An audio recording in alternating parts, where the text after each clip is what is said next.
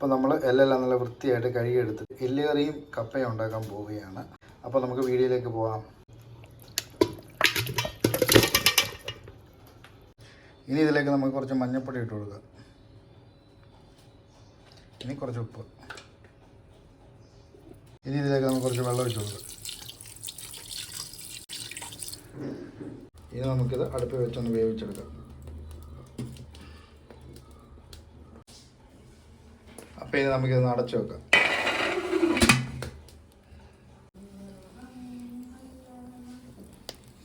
എല്ല് വേവുന്ന സമയം കൊണ്ട് നമ്മൾ കപ്പ ചെറുതായിട്ട് അരിഞ്ഞ് എടുത്ത് വെച്ചിട്ടുണ്ട്. അപ്പോൾ ഇനി നമുക്കിത് വെള്ളം ഒഴിച്ച് ഒന്ന് വേവിച്ചെടുക്കണം.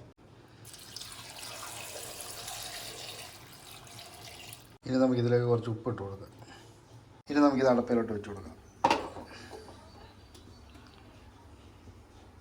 ഇനി നമുക്കിന്ന് അടച്ചു വെച്ച് വേവിക്കാം.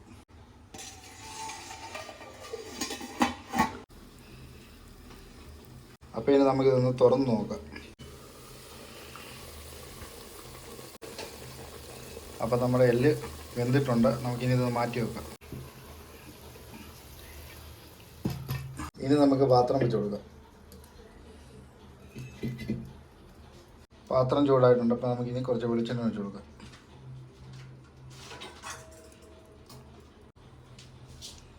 എണ്ണ ചൂടായിട്ടുണ്ട്. നമുക്കിനി കുറച്ച് പെരിഞ്ചീരകം ഇട്ട് കൊടുക്കാം. ഇനി കുറച്ച് കടുക് ഇട്ട് കൊടുക്കാം. നമ്മളിവിടെ ഇഞ്ചി ചതച്ചത്, വെളുത്തുള്ളി ചതച്ചത്, പച്ചമുളക് ചതച്ചത് എടുത്തിട്ടുണ്ട്. നമുക്കിനി ഇത് ഇട്ട് കൊടുക്കാം. നമുക്ക് ഇഞ്ചി ചതച്ച് ഇട്ട് കൊടുക്കാം.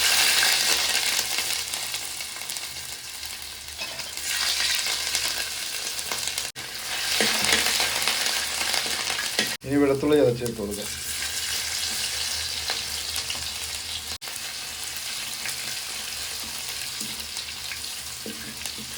ഇനി നമുക്കിതിലേക്ക് കൊച്ചുള്ളി ഇട്ട് കൊടുക്കാം.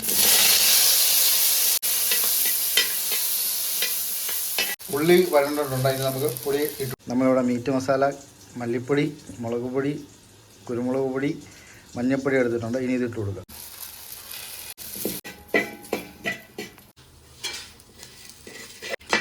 അങ്ങനെ മസാലയെല്ലാം നല്ലപോലെ മൂത്തിട്ടുണ്ട്. ഇനി നമുക്ക് ഇറച്ചി വേവിച്ച് വെച്ചിരിക്കുന്നതിൻ്റെ വെള്ളം ഒഴിച്ച് കൊടുക്കുക.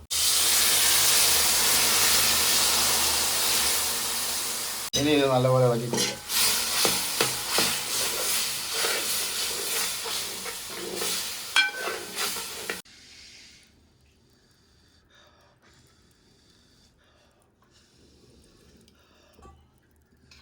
ഇനി നമുക്കിതിലേക്ക് ലേശം ഉപ്പിട്ട് കൊടുക്കാം.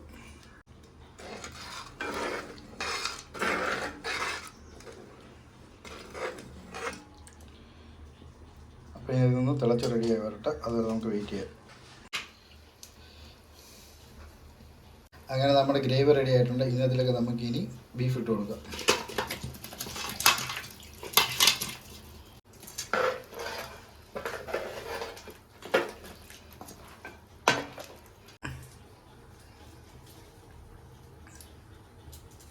കപ്പ നല്ലതുപോലെ വെന്തിട്ടുണ്ട്. നമ്മൾ വെള്ളമെല്ലാം ഊറ്റിക്കളഞ്ഞ് വെച്ചിരിക്കുകയാണ്. അപ്പോൾ ഇനി നമുക്കിതിലേക്ക് കടുക് വറുത്ത് ചേർക്കാം. അപ്പോൾ എണ്ണ ചൂടായിട്ടുണ്ട്. ഇതിലേക്ക് നമുക്ക് കുറച്ച് കടുക് ഇട്ട് കൊടുക്കാം. ഇനി നമുക്ക് കുറച്ച് വറ്റൽമുളക് ഇട്ട് കൊടുക്കാം. ഇനി നമുക്ക് ലേശം മഞ്ഞൾപ്പൊടി ഇട്ട് കൊടുക്കാം. ഇനി നമുക്ക് കുറച്ച് കറിവേപ്പില ഇട്ട് കൊടുക്കാം. ഇനി നമുക്കിത് വേവിച്ച് വെച്ചിരിക്കുന്ന കപ്പയിലേക്ക് ഇട്ട് കൊടുക്കാം. ഇനി നമുക്ക്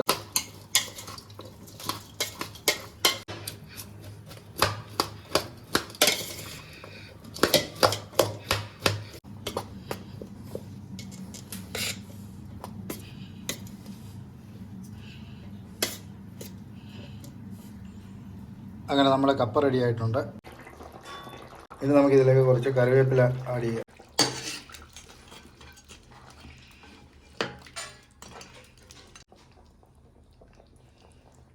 എല്ലുകറി റെഡി ആയിട്ടുണ്ട്.